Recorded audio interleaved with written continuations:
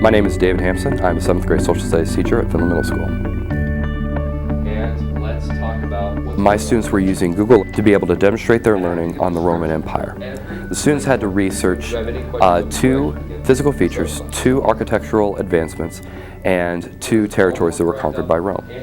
And as they went through this, they would have to learn about why these significant things that they're researching affected Rome's growth and development during its empire years. We type in Mediterranean Sea and Rome, and then all of a sudden we have all these links popping up. Now, if I click on this Wikipedia link, all right, I have no problem with Wikipedia, but can someone raise your hand and tell me, am I allowed to do something like this? No. No, why not? Because you won't probably know half of the words what they mean. Yeah, very good. First of all, the vocabulary might be something that you're not used to or we haven't used in class. Why else would I use this? Yes, ma'am? It's plagiarism, yes. In college, this can get you kicked out of college, and in high school, it could give you zeros, and in my class, you know, it's not good either. So, when we do this, we just take what we need and we put it in our own words. Right here is something that's talking about the Mediterranean Sea through conquest. So we know that probably the Romans took the Mediterranean Sea by conquering and everything else like that. So go ahead, take some time, figure out those things right there, and don't be afraid to talk to those people around you to get some information that they might already know, okay?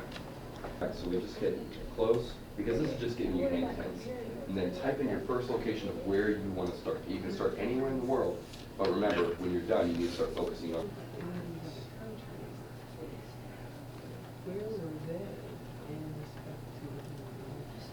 Mm-hmm. It's to get you guys to learn about Rome without. Oh, how are you going to present it? What's your favorite Google Earth pinpricks? We can hit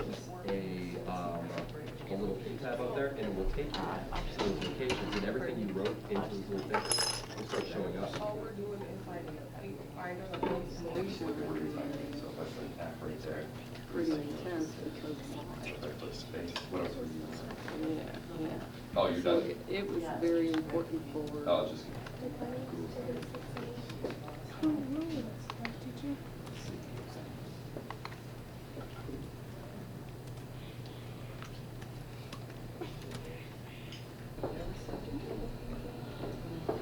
We can also put the date in there, 3rd century AD.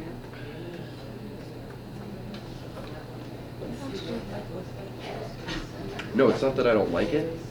It's the fact that I would like other resources besides Wikipedia being used. Does that make sense? So you can use it, but I want you to be able to back it up with another resource. Okay, so like if I was going to use my book right here, and I look up Conquest of Spain.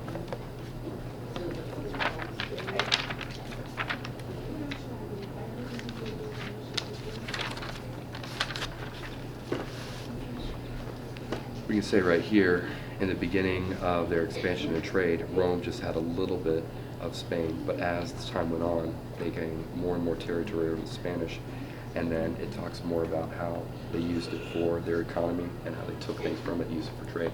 So if you want to use Wikipedia and then add information based off the book to correlate with it, then that's great, or from another website. Okay. Does that help? Mm-hmm. Right, good. Okay, coming back. Is it when you type and it's typing in one direction, but it's actually, yes, I know. That's a Google Apps problem. What are the architecture features you chose? Did you choose like the forum? Did you choose the... Oh, you put architecture. Let's see. Go down the list. If this is where you want your starting location to be, you're going to go up here to the little thumb tab. Click on that, give it a few seconds, and then this pops up, and then you can say, our starting point is going to be my house. Okay, and then you put your description in there. I've implemented more inquiry-based learning for my students, and they have taken to it head over heels. They love it. And it's not just that they are being able to go out onto the web, research some things, and then be able to put into a project, but they're actually being able to demonstrate their learning in an effective manner by using the technology. The technology has just become a tool. It hasn't become a way that I'm teaching in my class. It's just a way to become more effective in how I'm teaching. And the students are demonstrating that from tests that I've had last year to tests that I've had this year. I've had a growth of about 10% as far as A's, B's, C's, and D's. And Roman. Okay. I did that last Because you're doing There were very many challenges. The biggest challenge, though, was trying to get the students to buy in with Google Docs and Google Apps.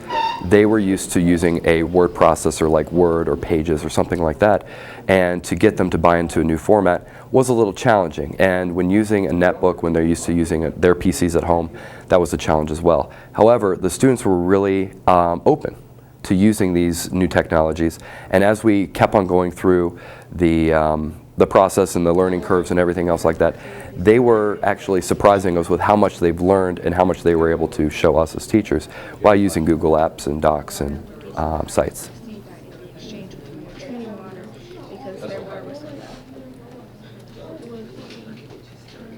Something like this. Technology is always changing. So it's not adapting to the new tools or to the new methods that are being brought across, but learning those Web 2.0 tools with the technology that we already have. That's been the biggest learning curve. Constantly using new Web 2.0 tools to enhance the students' learning and to make sure that not only are they learning this new technology, but they're also implementing it towards the standards. They're implementing it towards whatever lesson targets we might have for them that day. How would they use it for power? Explain to me. It's okay if the technology doesn't work the first time around. Technology is very fickle sometimes, and we just have to learn how to get past those little obstacles, and once we get through it. So if you're getting frustrated with your new netbooks, with your smartboard, with your clickers, it's okay, it happens. And the best part about it is once you learn about it, and once you do it, you can help out other people, you can help out your students, or even being willing to have the students help you if they understand it.